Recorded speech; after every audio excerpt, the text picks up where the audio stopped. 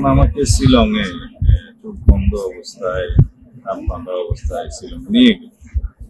যে পর্যায়ে আমাকে ছেড়ে দেওয়ার একটু আগে আমার চোখের কুণ্ডলীটা খুলে ফেল। তখন আমি যখন দেখলাম যে আমাকে ছেড়ে দেওয়ার জন্য প্রস্তুত হচ্ছে, তখন আমার কাছে মনে হচ্ছিল হয়তো আমাকে এখানে ছেড়ে দিল।